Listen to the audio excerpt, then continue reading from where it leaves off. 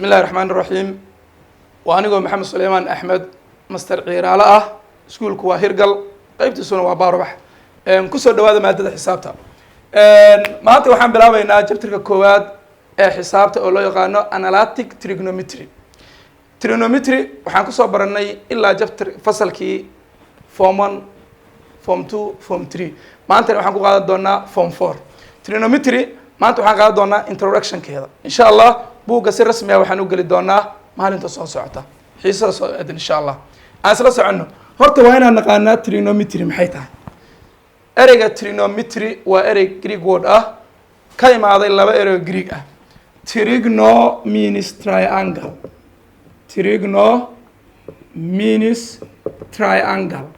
waxaan naqaanaa trigno macnihiisu inuu yahay saddex xagal metry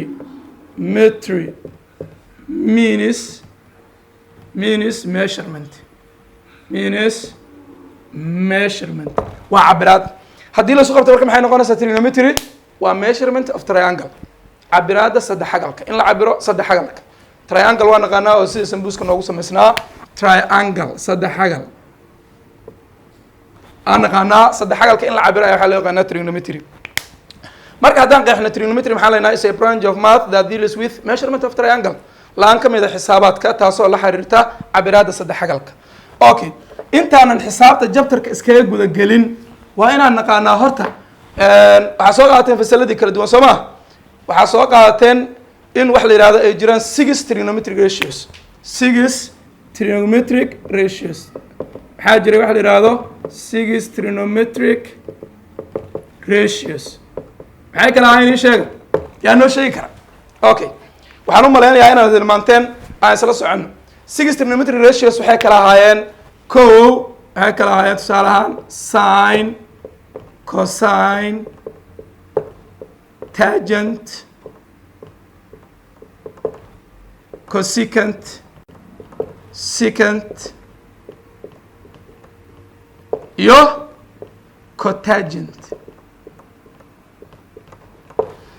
horta waa inaan lixdan taqaanaa jabtarkan dhan oo measurement of triangle oo trigonometry ah waxaan ku baranaynaa waa lixdan oo ugu weyn yihiin waliba saddexda loo yaqaano fundamentals okay series trigonometric ratio sin waxaa loo soo gaabiyaa sin cosine waxaa loo soo gaabiyaa cos tangent waxaa loo soo gaabiyaa tan cosecant waxaa loo soo gaabiyaa cosec secant waxaa loo soo gaabiyaa sec cotangent waxaa loo soo gaabiyaa cot waa inaad taqaanaa marka lixdan haddaad lixdan aqoon ma fahmi kartid jabtarkan sidaa daraadeed six trigonometric ratios waxaan leenahay saddexda ugu horeysa waxaa loo yaqaanaa fundamentals aasaasi waa kuwa aasaasiga ah waxaan naqaanaa waa asal waxna waxaa la yidhahdaa farac kuwan cosine iyo tangent waxaa loo yaqaanaa fundamentals ama basic waa kuwa aasaasiga ah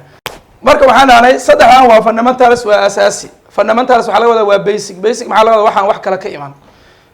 saddexdaana waxaa loo yaqaanaa derived maxaa waaye waa farac waxay kasoo farcameen saddexdan kale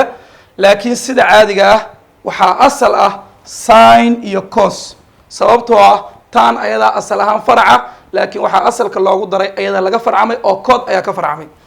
sidaata waxaan naqaanay waxa la yidhahdo fasalkii form 1 tan tita in lagu heli jiray sin tita oo loo qeybsho cos tita waxaana naqanaa laba tira haddii laysku qeybiyo ama laysku dhufto waxa kasoo baxa inay yihiin derived ama lasoo dherandhiyey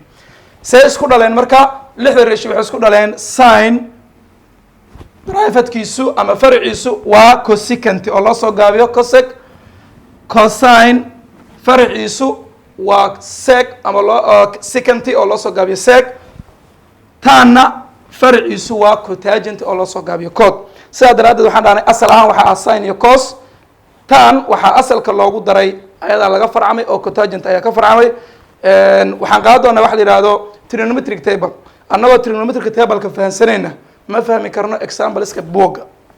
waxaan sii doonaa xiisada soo socota hadii la idmo waxa loo yaqaano trigonometric table annagoo ku qaadan doona degree iyo radian sida la iskugu bedelo iyo quadrantiska rubacyadii si ay u kala dhacaan oo afartii rubaca hore usoo baranay ah sidaas daraaddeed waxaan rajaynaynaa inta aad maanta qaadateen inaad si fiican usoo muraajici doontaan wabillahi towfiiq wasalaamu calaykum waraxmat ullahi wabarakaatu